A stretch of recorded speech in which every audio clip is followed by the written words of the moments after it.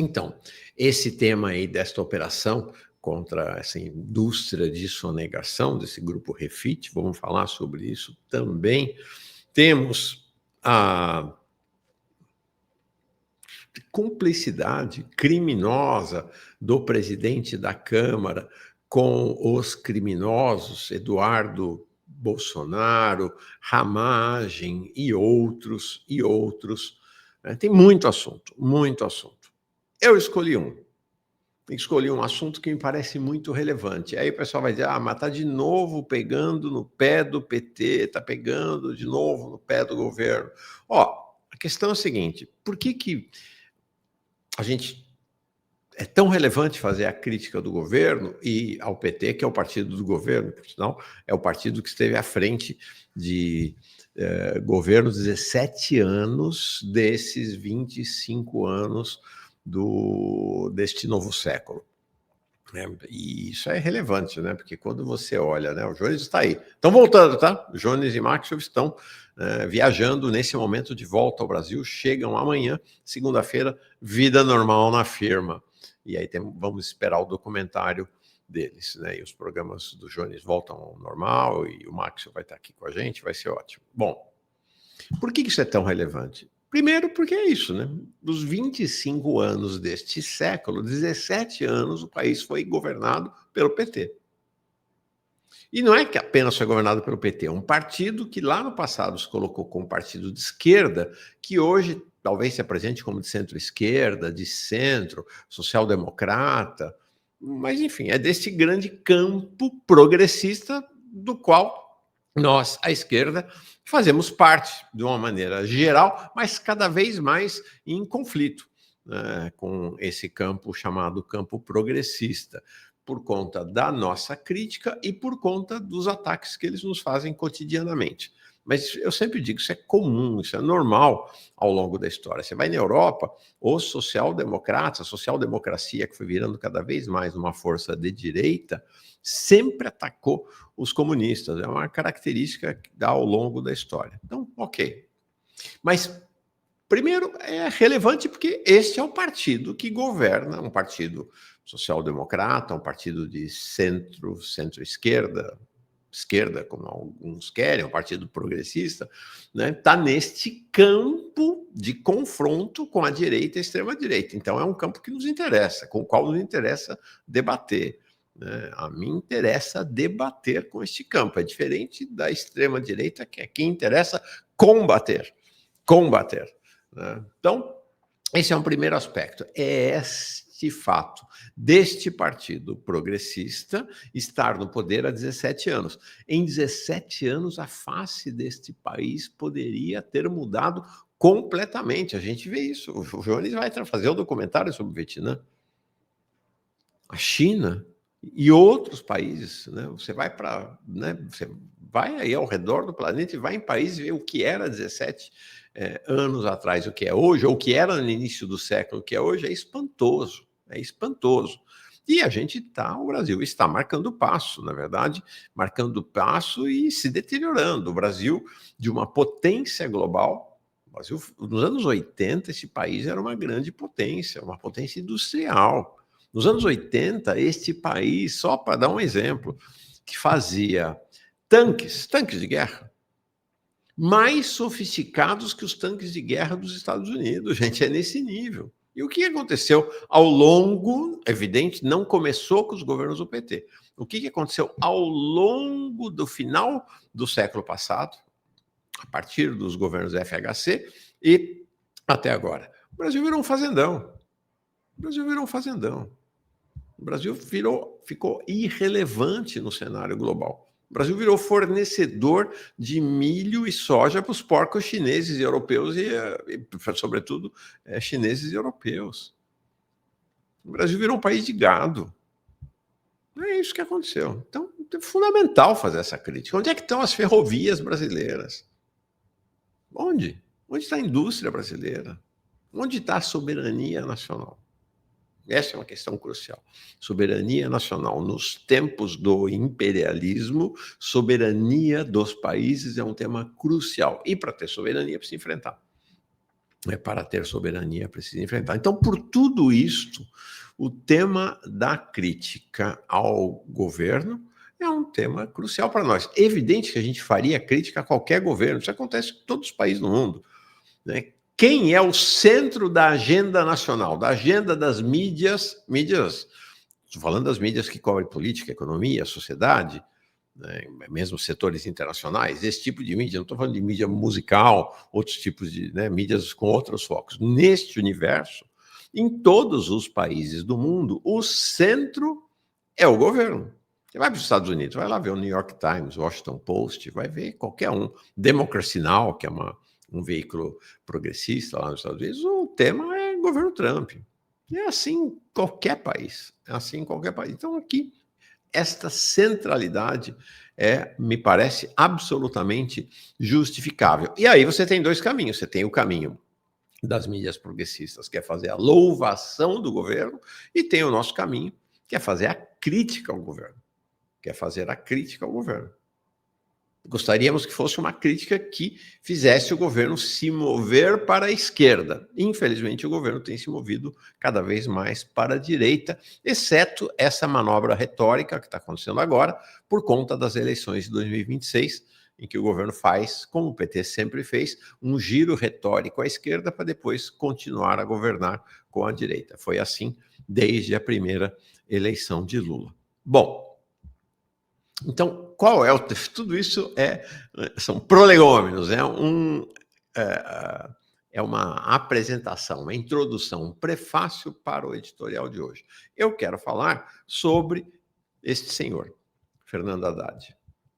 Porque, assim, é importante analisar o que está acontecendo para que a gente tenha instrumentos para, a partir da análise, poder agir na realidade. Eu fico realmente, como dizem os meninos, fico de cara, né? Porque é chocante. Este senhor, o ministro da Fazenda, Fernando Haddad, é um entreguista. Eu vou dizer com todas as palavras, Fernando Haddad é um entreguista. O pessoal do PT às vezes fica indignado, porque eu não sei porquê, mas o Haddad tem prestígio no PT. Você vai nos eventos do PT, o Haddad chega, ele é incensado, aplaudido, dizem que ele será candidato a senador, que não, ele é muito prestigiado, né? Eu vejo, inclusive, mesmo o pessoal que se diz da esquerda do PT é todo cheio de dedos para fazer qualquer crítica ao Haddad, mas eu não tenho, não. Este senhor é um entreguista. Vocês não vão acreditar, mas olha o que Haddad afirmou ontem. Haddad ontem, e quando ele afirma, não é que, olha, ele tá só de boca, ele vai fazer outra coisa. Não, ele está afirmando aquilo que será feito. Olha isso aqui. Nesta situação que nós estamos vivendo, no que parecem ser as vésperas da invasão dos Estados Unidos à Venezuela. Vai ser ou não vai ser? Não sei, mas os Estados Unidos, o Trump ontem disse que está para fazer a invasão da Venezuela por terra. Ou seja, no momento de uma agressão do império estadunidense sobre o mundo e particularmente sobre a América Latina, com uma virulência sem tamanho. Neste momento, o que Fernando Haddad faz? Aqui. Ontem o Haddad anunciou que olha só, como parte da negociação das tarifas, do tarifaço de Trump, olha só, ele está entregando, da mesma maneira como o Alcolumbre, para provar o Messias, está exigindo nacos cada vez maiores do Estado brasileiro, como o Banco do Brasil, o Haddad está oferecendo para os Estados Unidos, para reduzir as tarifas, né, um acordo para combate ao crime organizado. É um negócio assim chocante, gente. É chocante. Como é que é possível, neste cenário, ele entregar para os Estados Unidos a retórica, o discurso, dar aos Estados Unidos o direito do governo Trump se miscuir na questão da segurança aqui. É evidente, isso aqui, sabe o que é isso, né? Abriu a porta do Brasil para o discurso do narcotráfico, narcoterrorismo, para uma intervenção imperialista com esse discurso de combate ao crime. Pô, não dá. Não dá. Realmente não dá. Não dá. É inaceitável uma coisa dessa. Que neste contexto em que a América Latina está passando, este senhor vá oferecer o Brasil de bandeja para o Donald Trump fazer deste país uma operação ao estilo do que acontece na Venezuela, com uma diferença, né? A Venezuela se resiste, a Venezuela se opõe, a Venezuela arma seu povo para combater. Este aqui está entregando o Brasil de bandeja. Mas quando eu estou falando que o Haddad é um entreguista, a Denise Gentil, que vai estar aqui com a gente semana que vem, por sinal, para nossa alegria, ela disse que ele é um office boy da Febraban. Não é? Pode ser, também acho. Eu concordo com ela. Acho que ele é. Mas esse nesse momento de pujança, desse neoliberalismo em que a financiarização da economia e do Estado está em sua última escala, isso acontece em paralelo, a financiarização acontece em paralelo num movimento comum, conjunto, né, com a articulação com o imperialismo, colocar-se a serviço do imperialismo. Mas assim vai dizer, não, mas só porque o Haddad fez isso, ele está preocupado com a questão do combate aos fundos, que é o que ele, não, o discurso que ele fez ontem, esse discurso, inclusive, é certo, é correto, tem que combater a cúpula, tem que combater na esfera financeira, é isso, tem que pegar por cima, tem que pegar pelo alto, ok, mas a partir disso dizer que está abrindo o Brasil, como eu disse, se fosse só isso, e eu não faria esse editorial. Se fosse só isso, a gente não falaria. Mas é uma sequência, né? Haddad ontem disse que vai abrir o Brasil para Trump implantar aqui a lógica do narcoterrorismo.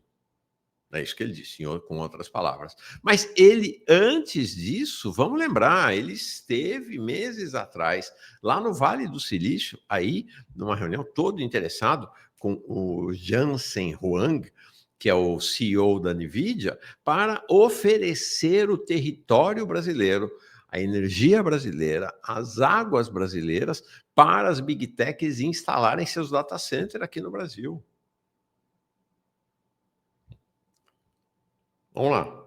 Abrir o Brasil para a dinâmica, para a retórica, para a lógica do narcoterrorismo de Trump. Entregar águas, energia e território brasileiro para os data centers das grandes, das Big Techs. Opa! E mais, né? Faltou. Né? E mais. Terceiro, o que o Haddad fez na negociação da negociação tarifária? O que ele ofereceu para os Estados Unidos? Ele ofereceu simplesmente as terras raras e os minerais críticos. Ele topa colocar na mesa de negociação com os Estados Unidos as terras raras e os minerais críticos. Sem mais. Quando todos os países do mundo que pretendem ter soberania e que têm terras raras ou minerais críticos estão protegendo, vai lá na Turquia. Vai ver se a Turquia deixa os Estados Unidos tomarem conta das terras raras e minerais críticos. Vai na China, vai em qualquer outro país. O Brasil, depois da China, é a segunda maior reserva de minerais críticos e terras raras do planeta. E ele está dizendo que entrega para os Estados Unidos por conta de tarifa. Então, essa me parece uma questão grave. É uma questão grave, que é o fato de termos um ministro da Fazenda que lidera o financismo e a corrente mais entreguista no interior do governo Lula. Não conheço, de fato, é preciso dizer, no governo Lula, alguém que se apresente efetivamente como nacionalista ou como defensor efetivo da soberania nacional. Porque ao lado do Haddad, você tem lá o delegado de polícia, que exerce essa função de ministro dos negócios extraordinários e da energia, o Alexandre Silveira, que está lá entregando petróleo para as petroleiras internacionais, que está entregando ou reentregando a distribuição de energia do Brasil para os grandes grupos internacionais. Você tem o ministro do agronegócio, né, que em tese seria da agricultura, mas é o ministro do agronegócio, que está entregando, né, bom, continua o processo de entrega das terras para o agronegócio para mandar milho e soja baratinho para a Europa e para a China e outros destinos e para os países árabes, né? Então são vários, né? São vários. Enfim, esse é o cenário com o qual a gente opera hoje. Não é uma questão de simpatia ou antipatia, não é porque o Haddad toca bem violão, toca mal violão, não é porque o Haddad é arrogante, mais arrogante, não tem nada a ver, né? Estamos discutindo qual é a postura de Fernando Haddad como ministro da Fazenda. E a postura dele é a postura de um entreguista. Não é à toa a aliança que ele manteve ao longo dos 2 primeiros anos do governo Lula com Roberto Campos Neto, que agora está lá no Nubank, né? A cogestão, né, que ele realizou com Roberto Campos Neto da taxa de juros, da taxa Selic. Foi feita a 4 mãos, como agora é feita também. Ele faz lá o jogo de cena, não, tem que baixar e tal, mas é feita também a 4 mãos com o Galípolo, né? Por que eu digo que não é à toa? Porque é uma grande convergência. Quem é o avô do Roberto Campos Neto? O Roberto Campos, conhecido como Bob Fields, um dos grandes entreguistas da história do país. Tá aí, né? Haddad é um novo Bob Fields no Brasil, lamentavelmente. É isso aí.